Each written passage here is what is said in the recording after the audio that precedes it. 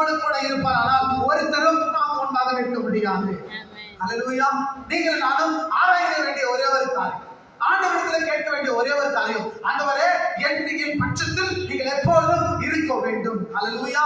அவர் நம் பட்சத்தில் இருந்தால் யாரும் நமக்கு விரோதமாய் நமக்கு எதிராய் நிற்கவே முடியாது. அல்லேலூயா. நாட்களில் நாம் சிந்திக்க வேண்டிய, நம் ஆண்டவரிடத்தில் பேச வேண்டிய, நம்முடைய சூழ்நிலைகள் மாற வேண்டும், நமக்கு விரோதமாக இருக்கிற மனிதர்கள் மாற வேண்டும், நமக்கு விரோதமாக இருக்கிற காரியங்கள் மாற வேண்டும். அல்ல, கர்த்தர் நம் பட்சத்தில் இருக்கிறாரா அல்லது அவருக்கு விரோதமாய் நாம நிற்கிறோமா? நம்முடைய செயல் இருக்குதா, நம்முடைய பேச்சு இருக்குதா, நம்முடைய பார்வை இருக்குதா, அல்லது நம்முடைய நடக்கைகள், நம்முடைய வாழ்க்கை முறை அவருக்கு விரோதமா இருக்கிறதா?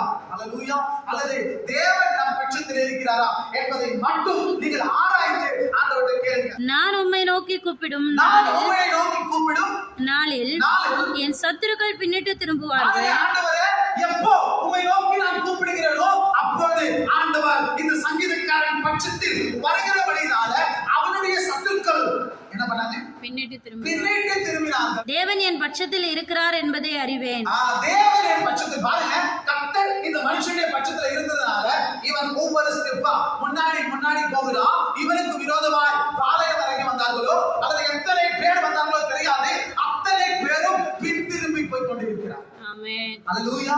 இந்த மனிதன் முன்னாடி கால் வைக்கிறது, அவன் சொல்லுவாங்கல, முன் வச்ச காலை நான் என்ன பண்ண மாட்டேன், சொல்லுங்களேன், முன் வச்ச காலை நான் பின் வைக்க மாட்டேன், எடுத்த முடிவு நான் எடுத்து விட்டான்.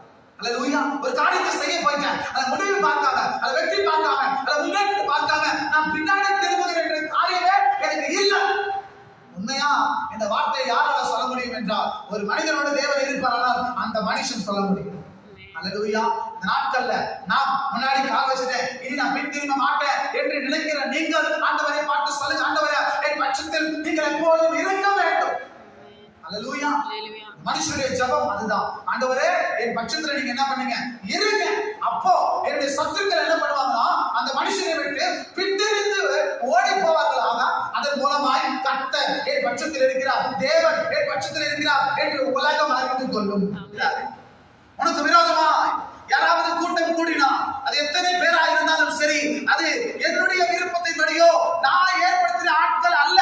அதனால அவர்கள் உன்னோட கூட வருவாங்க, உனக்கு விரோதமா வருவாங்க, ஆனா சிதறி போவார்கள். அல்லேலூயா. என்னால கூடின கூட்டம் அல்ல. இதன் மூலமாய் நாம் அறிந்து கொள்ள வேண்டிய ஒரு சத்தியம் என்னவென்றால், தேவன் தன்னுடைய பிள்ளைகளுக்கு விரோதமாய் ஒருவனையும் எதிர்த்து நிற்க விடவே மாட்டார். அல்லேலூயா. அல்லேலூயா.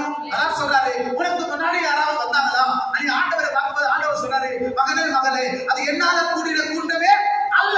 அல்லேலூயா. அது ஒரு சத்துருவினால, அது பிசாசினால, இந்த உலகத்தின் அதிபதியினால உன்னை வீழ்த்த வேண்டும், உன்னை சின்னவீனமாக்க வேண்டும், உன்னை அழிக்க வேண்டும், உன்னை நிர்மலமாக்க வேண்டும், உன்னை ஒன்றுமில்லாத ஆக்க வேண்டும் என்று அவன் கூடினான்.